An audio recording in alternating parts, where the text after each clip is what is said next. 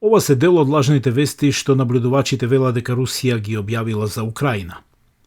Киев испраќа деца да се борат. Украина направи панцири за бремени жени. Украинските бегалци раѓаат деца во швајцарски бункери и потоа ги продаваат. Во близина на Одеса е формиран концентрационен логор за сите оние кои не сака да се борат против Русија.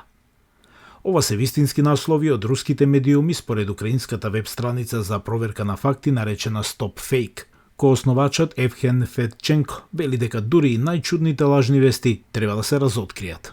Головна ціль це Нивната главна цел е да објават што е можно повеќе фалсификати, да ја бомбардираат својата публика со лажни вести од сите платформи, не давајќи и шанса да земе здив да види што всушност се случува.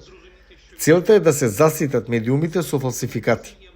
Во 2023 година, вели Федченко, лажните вести на Русија се фокусирани на првите линии на фронтот и помошта од Западот за Украина.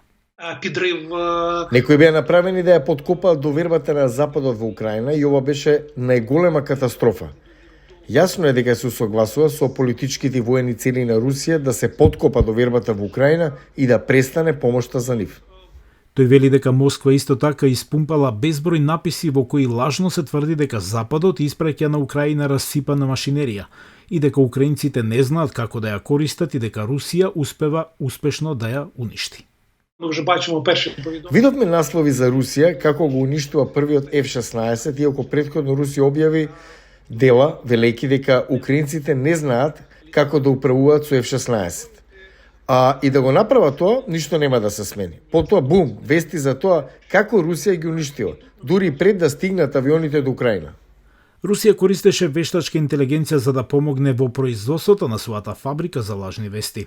Федченко наведува две големи лажни видеа што се расшириле, едното на кое се обидува да се прикаже шефот на вооружените сили на Украина како наводно повикува на државен удар и другото како се прикажува разговор меѓу председателот Зеленски и неговата сопруга. Ништо од ова не беше вистина. Штучний інтелект може дуже Оваа голема лага ни покажа дека вештачката интелигенција може прилично добро да го анализира и искористи говорот на Зеленски. Но не успе да го стори тоа со сопругата на Зеленски, бидејќи таа немаше толку многу говори. Како резултат на тоа, гледаме дека Зеленски зборува руски поради некоја причина, неговата сопруга му одговара на чуден украински дијалект. Ништо од ова се разбира не беше точно. Федченко вели дека тој и неговиот тим прават се што можат да се спротиставаат на напливот на руската пропаганда, но невозможно е целосно да се стори тоа.